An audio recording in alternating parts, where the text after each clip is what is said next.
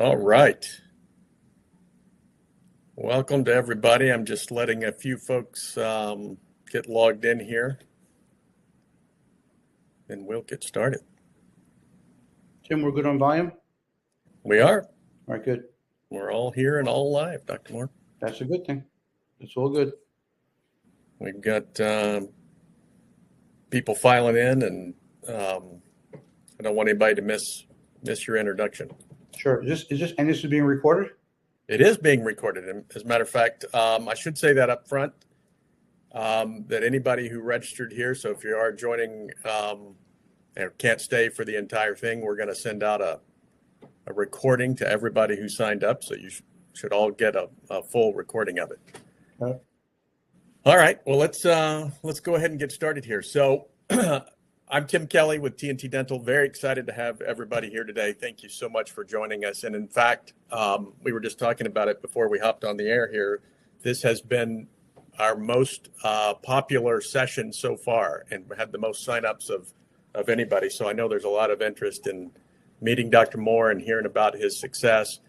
And I'll get sort of the official introduction out of the way first, and then I've got a few things to say. But Dr. Allan Mohr has been in dentistry for over 40 years, just a very distinguished career in Massapequa Park, New York. His practice has an emphasis on cosmetic, restorative, and implant dentistry. Throughout his career, he's been an award-winning clinical associate professor in the Department of Dentistry at the University Hospital in Stony Brook. Serves as the section chief in the Department of Cosmetic Dentistry at Jamaica Hospital Medical Center Residency program. And he is definitely considered to be one of New York's and America's top dentists by patients and peers. And I should say, in full disclosure, that he has been a customer at T&T Dental for well over 15 years now. And we have had a ringside seat to learn plenty from him. And so it's very exciting to be able to share what he's been able to accomplish with all of you. And he's also, and I'm about to embarrass you here, Dr. Mohr, I didn't tell you I was going to say it like this, but he's also a wonderful human being. And we don't always get to form as deeper relationships as we do with someone like Dr. Mohr. And the folks who work with him here affectionately refer to him as Papa Mohr because they feel so comfortable working with you. So welcome, Dr. Mohr, and we appreciate you being here today. Thank you. And I really appreciate the kind words from T&T.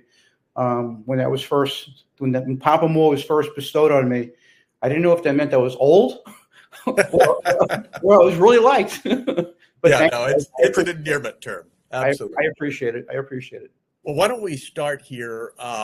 Because again, you have one of these practices, and we'll get into this hopefully in quite a bit of detail. But you have one of these practices. I spend all of my days talking to dentists. Many of them are starting their careers, and when they articulate what they want to be when they mature and get their final practice, it's almost always the same profile that you've been able to achieve. Your fee-for-service practice focused on cosmetic, restorative, and implants, big cases, all of those things. I know it wasn't something you did on day one, and we'll talk about how you got there. But as you sit there today, as your practice in its great form now, give us a little bit of the profile. How many people do you have working with you? How many cases do you do a month? Average case size, acceptance rate, those kinds of things. Just give us some stats. Sure. So the practice is ballpark about 15, maybe 1,600 square feet approximately. It is, believe it or not, I have 3 operatories. It is not a multi-op facility. We had thought about expanding, and then I realized I just didn't want to lose the control over what I was doing and the efficiency of what we were doing. I have an office manager. I have a patient coordinator who makes all the appointments. The office manager is also involved with financial arrangements. We have 3 of the most incredible clinical assistants. I don't call them dental assistants. They're clinical assistants. Their dynamics have blossomed based on training. They came in with good skills. Now they're just superb. I can't work without them. We have 2 hygienists, and I currently have an associate. As far as talking about cases, we'll get to. One of the things I want to talk about. We'll jump into the cases. You can't predict whether you're going to have X amount of cases in a given week. We strive for it. We try to book for it. But, the main thing is that, back in my day, say earlier in the career, I might have done a case in the morning, a case in the afternoon, the entire week, working maybe 5 days, 4.5 days a week. As I've matured in life, I've realized that gets to be very challenging. And we typically like to schedule it where it's a prep impression case in the morning and then maybe an insert in the afternoon. And based on my current schedule, I'm doing 3 days a week now. That works out fine. As far as how many of those I do per week, per month, it's going to vary. And then when there are months where it's not, say, as many in the office, all of a sudden the following month, it's like there are too many. So we don't know what we're going to get. We do. The truth is we're busy. We are definitely busy and handling it appropriately. We don't like to be overbooked because then patients don't want to have to wait.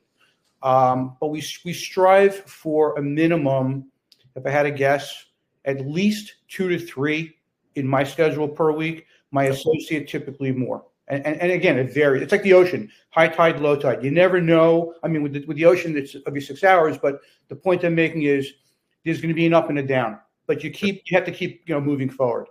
The other thing with our practice is that I'm very fortunate is we have a really good accounts receivable. It's very low. It's maybe 3 to 4%. We have about a 97% collection rate. And that was based on establishing a financial arrangement where a patient would be paying a third up front, a third the day of the prep, a third the day we evaluate the provisionals, and by the time the case goes in, there's a zero balance. Any outstanding balance is due to any outstanding insurance claim. We will send in your insurance and apply it towards your balance, but typically that's going to be a credit because you've paid for the entire case.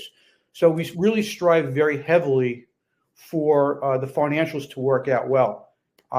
That's pretty much that aspect. But as far as predicting, it's kind of hard. It's kind of hard. Yeah. Well, yeah, and I want to get into more of the financial stuff too as we get into it, because one of the I don't know if I'd call it fears, but one of the topics that I talk about with practices who want to move into this kind of practice and have one like yours is worried about the financing. How do you get the patients to pay? And it sounds like you're extremely efficient in that, and that that system is a big part of the success that you had. And I want to get into that. And in fact, you may want to get into it now, because sort of my next question is, what are all the elements? And are there some that are more important than others? I know that you have a tremendous amount of investment in CE and continuing education over the course of your career. You've invested a lot in technology for the practice. You've done lots of marketing. You have wonderful communication skills. Is there something that's maybe more important to work on, or how have those all contributed to your success? I think, well, first of all, you're going to, at some point, and we can probably talk about it later on, you're going to have a very high or above average acceptance rate in your treatment plan, which we can get to a little bit later. But I think that you have to have an artistic vision. You have to really have an idea of what you're looking to do. You have to have a technical skill, which is part of the CE. You have to, if you're going to talk the talk, you got to walk the walk and have the skills to do it. Patient communication, patient satisfaction is absolutely imperative. You have to know how to talk to people in very simple, easy, understandable terms. You can't talk dentistry. Once they have an idea of what you're talking about, the closure rate on a case acceptance goes up. But the other thing is continuing education along with the technical skill, which is where it comes from. At this point in my life, I'm due to have about, by law, New York State law, I'm supposed to have like 840 hours. I'm approaching 3,000. Wow. So, as I've mentioned to you, once you catch the CE bug, there's no vaccine. You just keep going and going and going. But it's all about these courses and not every course is great, but you have to invest in yourself. You have to say to yourself, okay, I'm early in my career. I look online. I do these online things. You haven't taken a hands-on course, maybe. You have to say to yourself, you're going to invest that dollar in that course to make $100. Okay, if you don't take the step moving forward, you're always going to be standing still. And CE to me is a very, very, very big thing. Another thing, as we were talking about, so when I was talking about staff, is my staff. When my team, I took them to a continuum. It was 92 or 96 hours only on aesthetics. Wow. And I rotated the staff through this course. It was in Manhattan. They caught the bug. As a matter of fact, as soon as we came back, one of my hygienists said to me, I want veneers. But what ended up happening was they learned the value in what we're doing. They believed in the value of what we're doing, which when a new patient comes in and I'm not in the room, they may turn to them and say, is he really that good? Can he really do what I'm looking for? And then they go, you're in the right place. So once you have the right people around you, I think that's another important component. The technology and all that equipment, whether it's lasers, whether it's scanners, whatever it may be, CBT, whatever it may be, not every piece of equipment is going to give you a great ROI. So I've tried to be selective in what I've done in the office, and we are currently, let's call it, for the most part, state of the art. We do not fabricate in the office restorations because I have an amazingly talented master ceramist who can do things so much better than I can in office, and that's what I want to be able to deliver. The other thing is, and I know it may be kind of a small part, your office, it doesn't have to look like a glorified hotel, but it's got to be immaculate. It's got to be immaculate. You cannot have an office that looks run down, because if you're talking high-end dentistry or high-tech dentistry and you haven't changed the wallpaper in 15 years, that's a problem. Where you haven't painted or record, to me, that's a problem. Yeah. No, it is a variety of things. And I love how it seems like you've invested not only in yourself for CE, but for the team as well. They have high-end, they caught the bug, as you say. And I think let's stay with case acceptance there for just a minute, because I think that's another sort of fearful area where practices wanting to head to that direction are thinking, okay, that's a hurdle I'll have to get past. How do I get my case acceptance up? You have a pretty high, obviously a high rate of acceptance. How high is it? And our financial considerations, which I think is the burden everybody across. Yeah, sure. Right. So, I mean, back in the day, I'll never forget it. When I was an associate, I had to present the treatment plan for $3,500. I couldn't get the words out of my mouth. Right. Now, and there was no third party lending back then. There was, and credit cards were probably taboo. But the whole thing about your case acceptance, I mean, I'm somewhere in the 90 to 94. I think the national average is about 50 to 64. Yeah. My associate is starting to get into that national average. They say high performance practices are 70 to 80, and then above for, say exceptional, if you would. Yep. But something my predecessor taught me, I never do a treatment plan chairside. I am never doing, if you come in for a broken tooth, that's a separate story. It's an emergency. If you come in for a simple procedure, that's it. But if you're coming in with a worn dentition, you want to change your smile, we need records, photos, a whole bunch, smile analysis. I've got to compose a whole bunch of things to be able to tell you what you need. What my predecessor said is you set aside another appointment. There's no charge for that treatment consult. This is also something that when I went to Pankey, they believe in also. You set aside half hour, 45 minutes, on a long time, an hour. I would say half hour, 45 minutes. You have to convey to the patient what's going on, show them maybe a case or two of similar mouths, show them cases that you've restored, which is why photography is really key. And in the simplest terms, let them understand the value of if they do this and what will happen if they don't do this, because it's their mouth. Yep. We don't sell dentistry. We try to educate our patients so that they're making an educated decision on what's going on. Regarding finances, in our office, we typically use care credit. We, on a rare occasion, use a lending club. My associate mentioned that there's another program called Cherry that he says is pretty popular. So, third-party lending is definitely something very big. in the industry. I know, like with care credit, you can use it for veterinary and other things. So a lot of patients actually come in with care credit and are pre-approved to do the stuff. It makes it easier for them. Yeah, awesome. Okay, yeah, and so assuming you're building up those skills and you're ready to go and you're getting cases, the next step is to get more of them. And over the years, we've analyzed this quite a bit as a marketing company, and I wish I could sit here and say I know that 100% of your cases come from just great TNT dental marketing, but I know they don't. So, what are maybe some of the sources that you see where these cases come from? And I'd like for you to comment, how many of them are just the first time you meet a patient, they come right in ready to go, and how many come from folks that you've had a relationship with for years in the practice and now they're ready and things like that? So that's a great question. So, and I got very involved with, after I took some courses through ACT Dental with Kirk Barrett, Golden Proportions with Zanya. Yeah. I've taken courses with the Scheduling Institute and Jay Geyer, which is a good business course. So I learned about ROI and patient acquisition costs, and I started to really dial into things. But this is where Papa Mohr is going to give you an endearment note. My top sources of my big cases come from Google. They come from my website. Okay. So I've got to give a big shout out, to Amanda, who's my account manager, and Tim. I'm sure we're about to release our next version of our website. So I've got to say thank you to Megan and Marcus for their due diligence on that. But the return on the investment on my website is somewhere in the neighborhood of about 16 to 1. I think the national average is like 5 to 7 to 1. Yeah. So because the website has worked so well, we keep investing in it.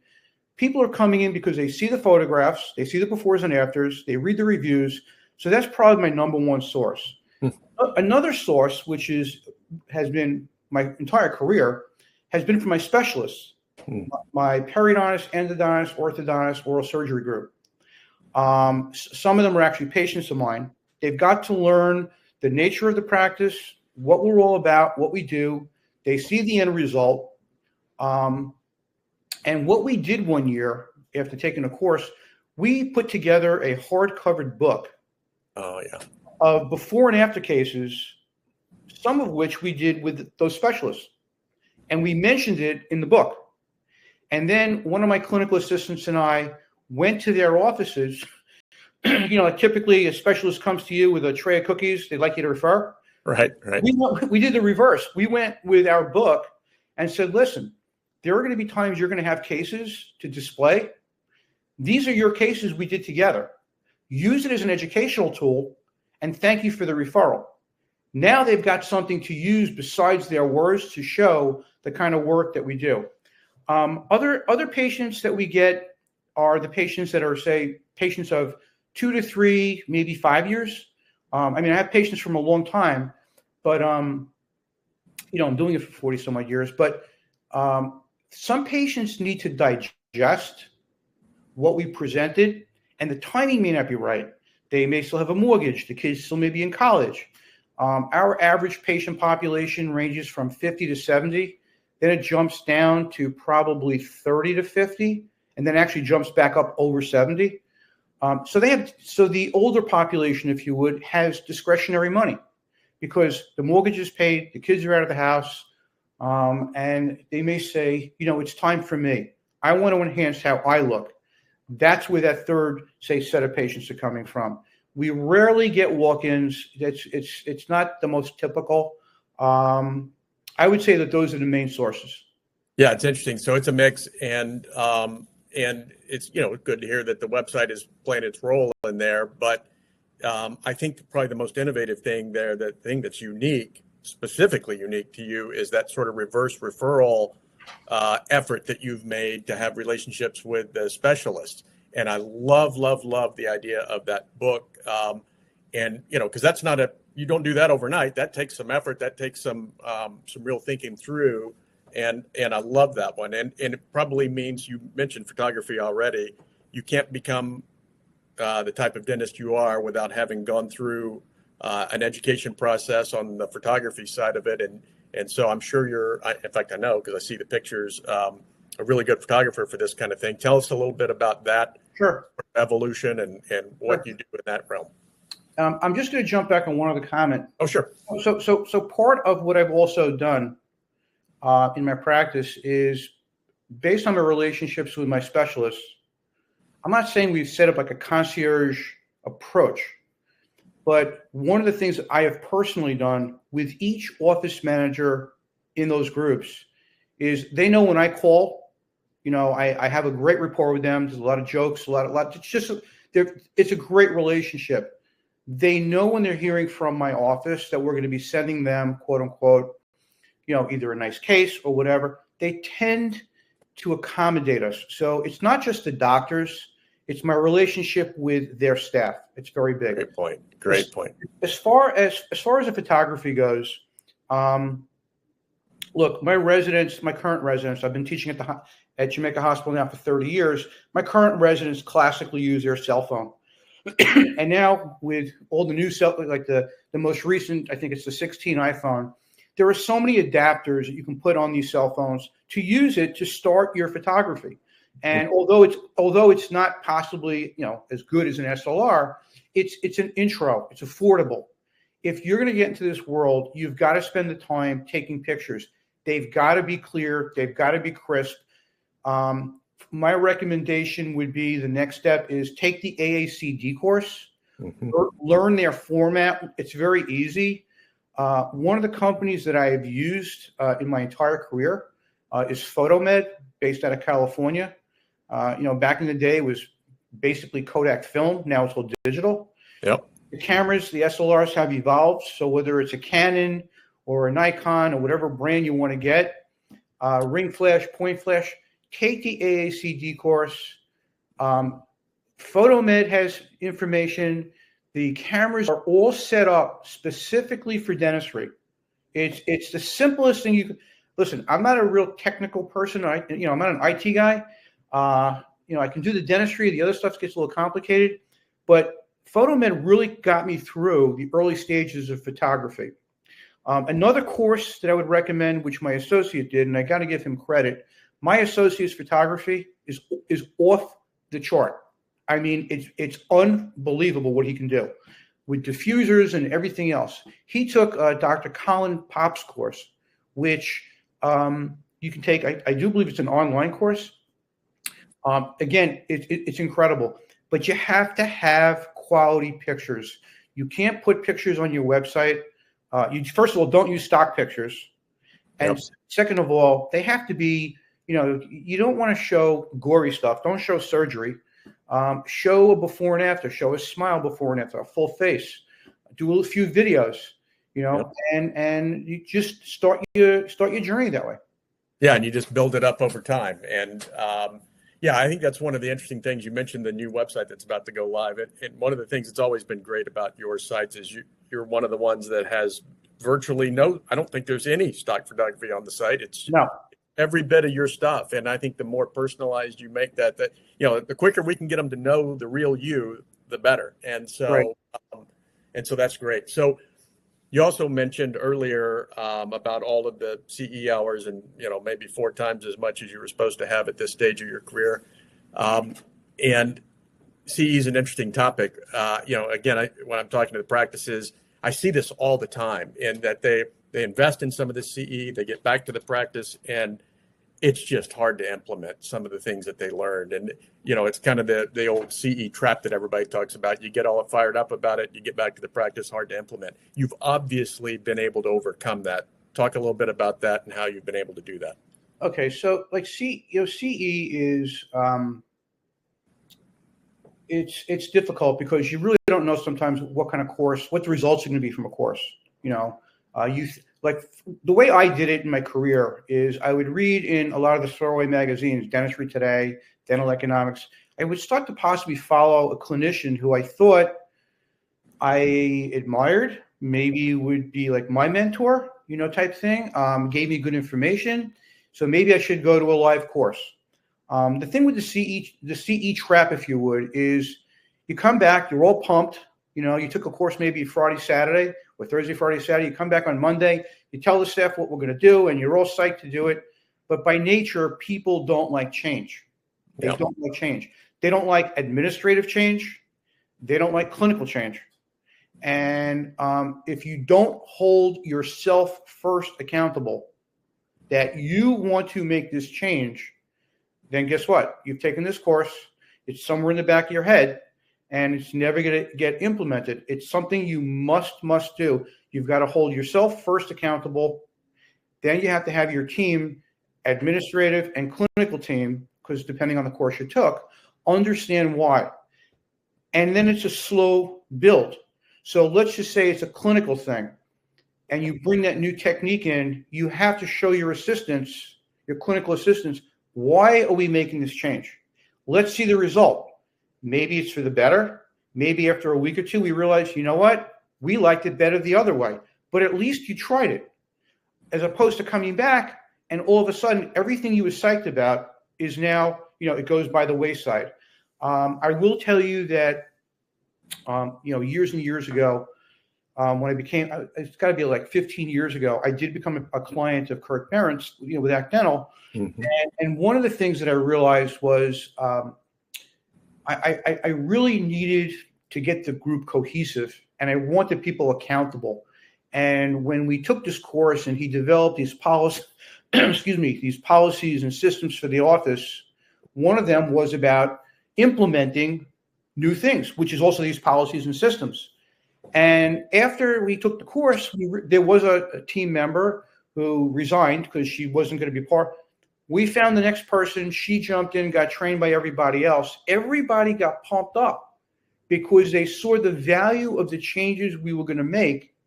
Then there was financial gain in the practice, which increased their compensation. For them, it was a win-win. But it all starts with accountability. If you want to do it, you've got to hold yourself first accountable. You're the doctor. You're the owner of the practice. Yep. I love that. So it starts with you.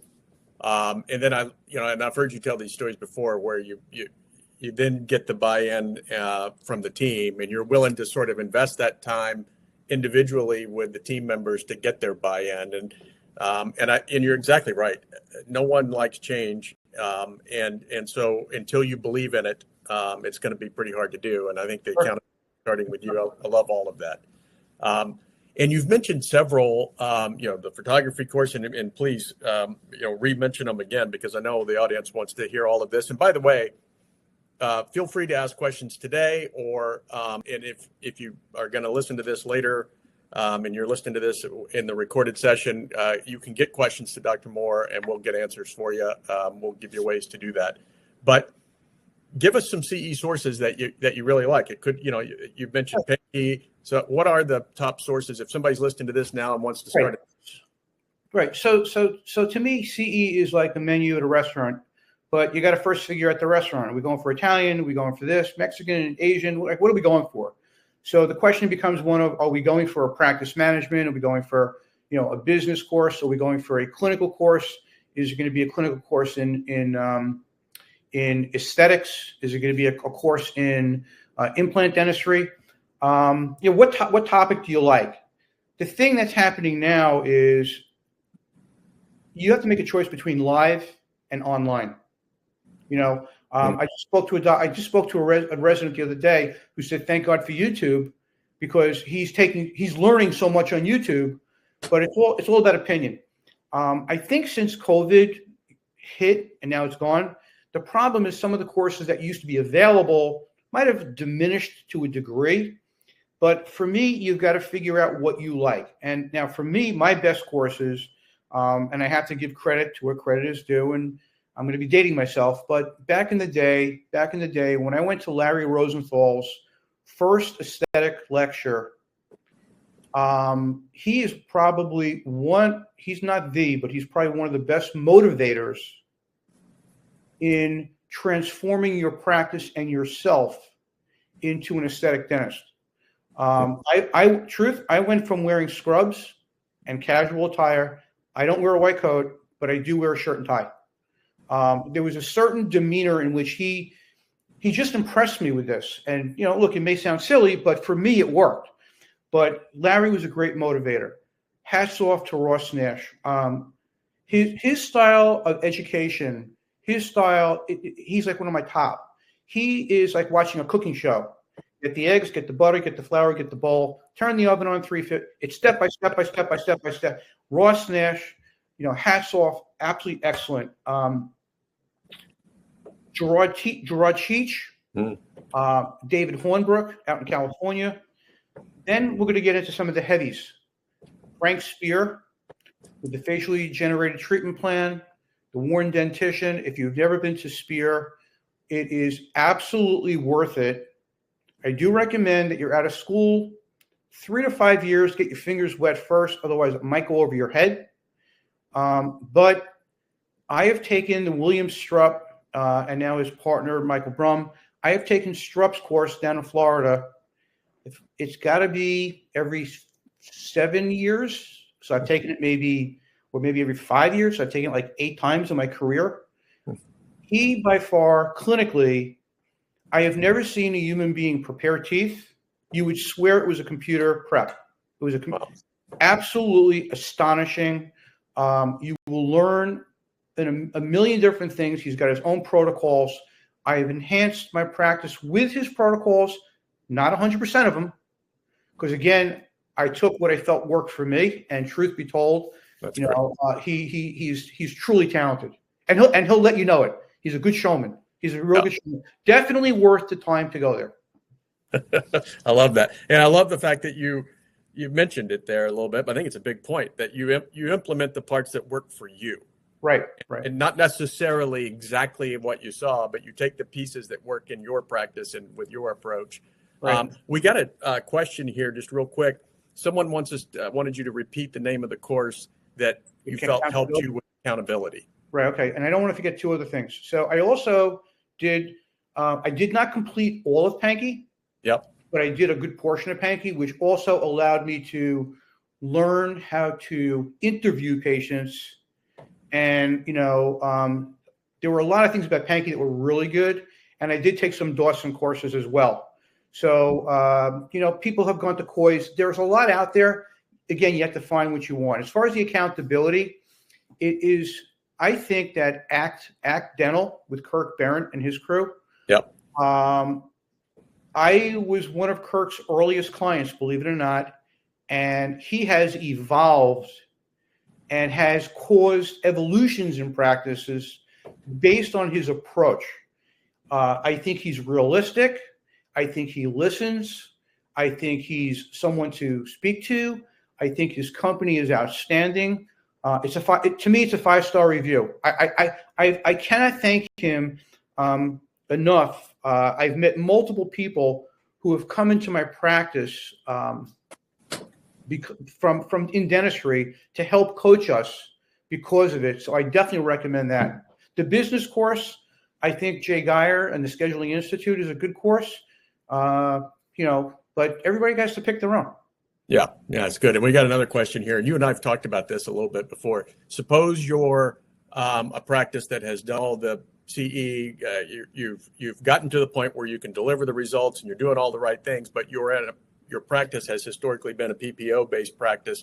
How do you work your way from the PPO practice to the fee-for-service model with this kind of dentistry without, a massive hit to the revenue? And that transition is tricky, right? I mean, if you turn off PPOs tomorrow, your revenue might go down the drain. So talk about that. Right. Well, one of the things you have to realize is, yes, you just can't cut the cord.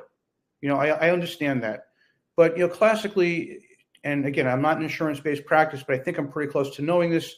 I think most insurance companies are going to pay like for 2 cleanings, a few fillings, and maybe a crown per year, and then that's it. And most of those patients are only going to accept that. They're not going to want any out-of-pocket expense.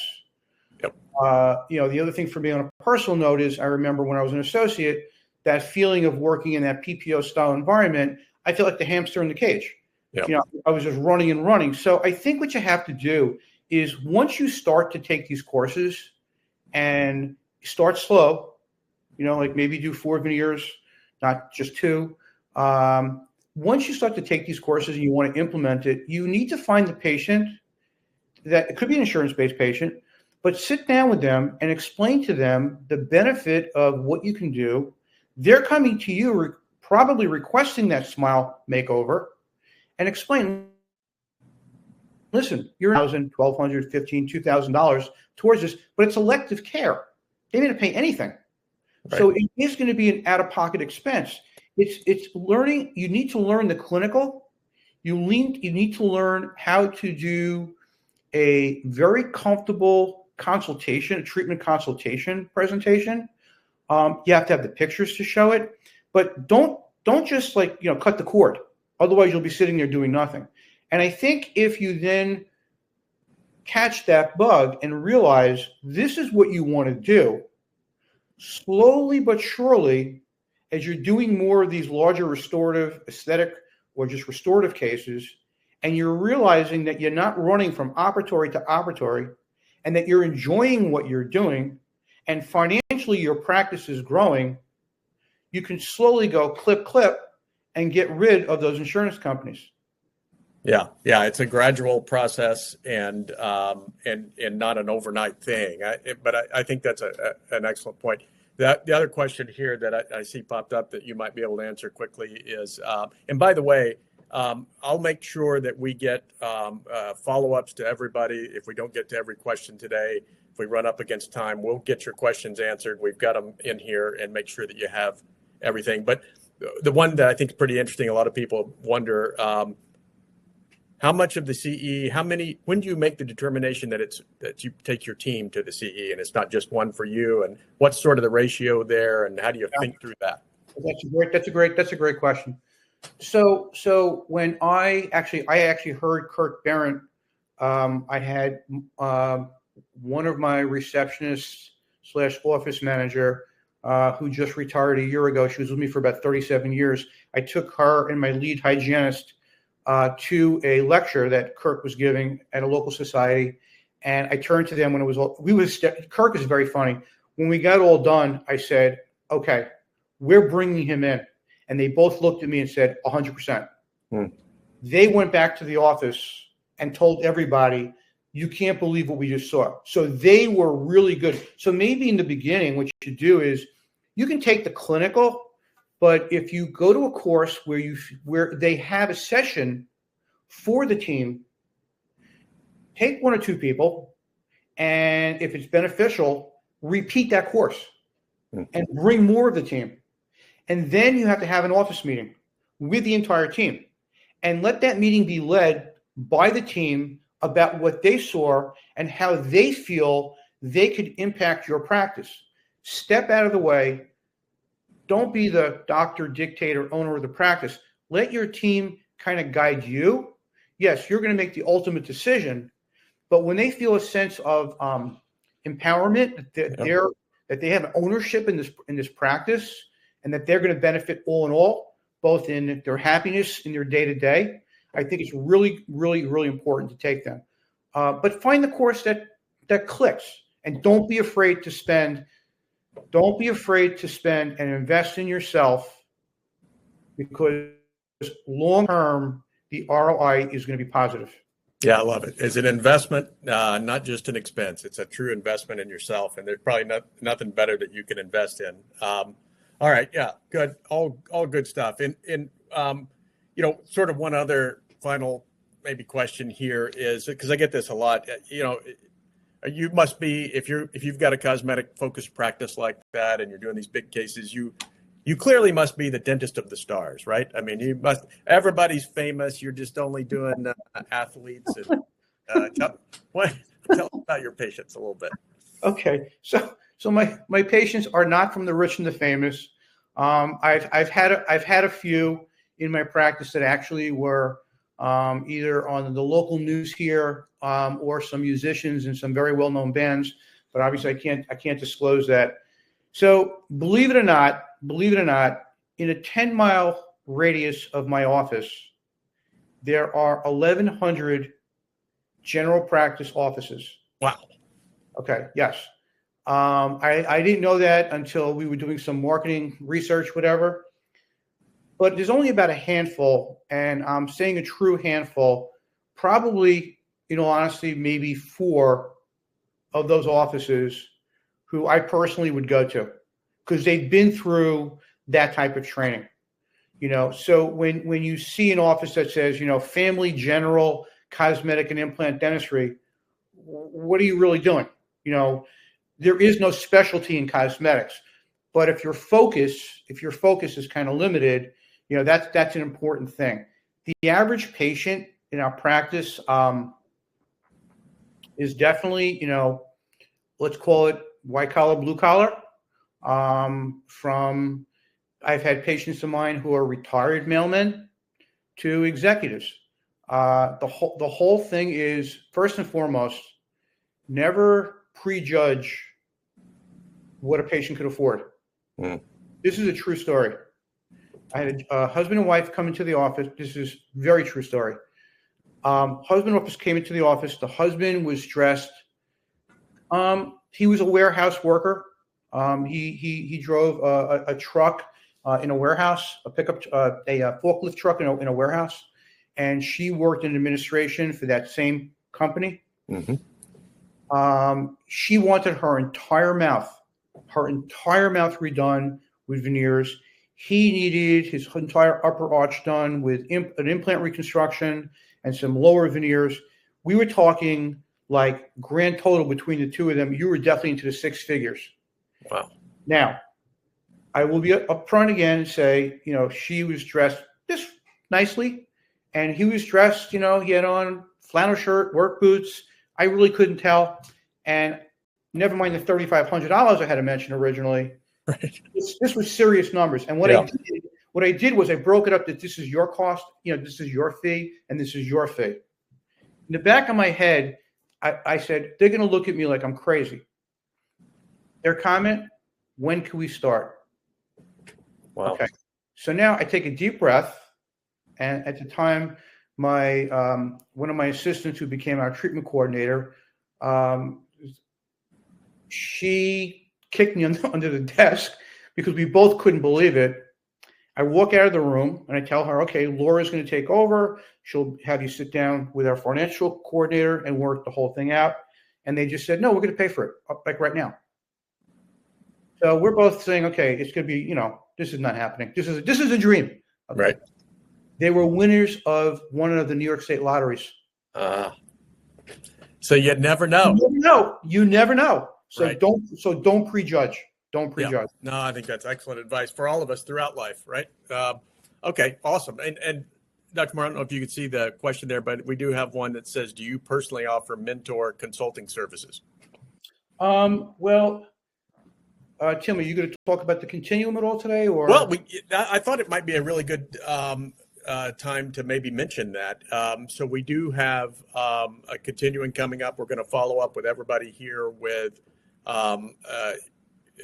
details on that, where you'll get a lot of Dr. Mohr time, both at his continuum in certain locations. He'll come to your practice. I mean, it's a complete presentation. I don't know if you want to talk about it personally right now, or Sure. I was going to make sure everybody knew about it in the follow up for sure. Right. I mean, obviously you can send the email, but basically there's going to be a continuum that's being sponsored by TNT, which I'm going to be the host speaker, and it's going to be a combination of learning how to do all this clinical stuff from full mouth reconstruction, how to open vertical dimension, when to open vertical dimension, veneers, inlays, onlays, all the restorative stuff. We're going to talk about marketing.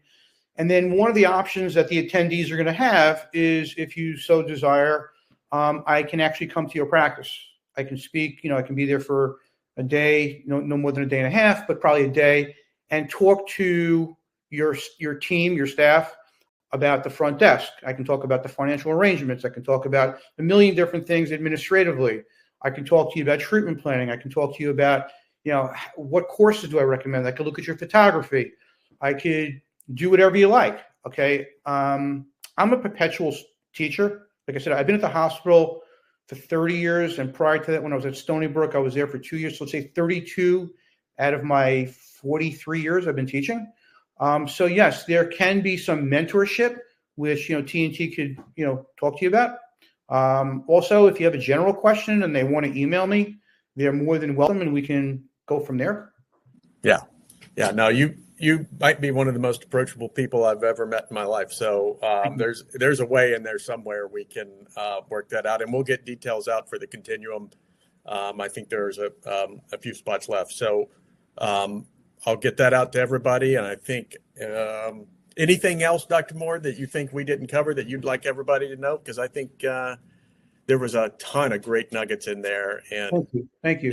Yeah. No. I just think for those of you who are stuck where you are in whatever business model you have, I'm not critiquing. Dentistry is all about opinions, and it has to work for you. And what worked for my predecessor were very different than when I came into the practice. And I learned from him, but then I made things evolve for what I wanted for me. Don't be afraid. Don't be afraid to invest in yourself. There are times when, I remember back in the day, my income was not great. I was an associate. I was making a decent living. And then these courses would pop up, for a few hundreds or thousands of dollars. And, I would turn to my wife and go, what do I do? And her comment was, do you think it's worth it? And I would say, I do. She said, then cut the check. And then when I ended up taking the course, my wife does not work and did not work in the practice. When I took the course, again, some of them were the goose that laid the golden egg. Some of them were a dud. Not everything's perfect, but don't be afraid to make a change if you're not happy. Because if you're early on in your career and you've got another 10, 15, 20 years to go, it's not going to get better unless you make a change. And I'm very lucky. Very lucky. I want to say about someone else. Shannon Pace Brinker, who I also met through Kurt Barrett, played a vital role in my office, as did one of the other coaches, Sherry Lee, who doesn't work for them anymore. But there were people who came in who transformed different members of my team, and I'm very indebted for that. That's what you have to look for, people that will help support you. Love it. Love it. Fantastic, Dr. Mohr. Thank you so very much for sharing some of these insights with everybody. And I'll again, TNT will do our part to help facilitate follow-up so that everybody gets connected, and gets their questions answered as needed. And thank you, everyone, for being here with us today on a Friday. And have a great rest of your day and rest of your weekend. Thank you, Dr. Mohr. Thank you much. Thank you very much.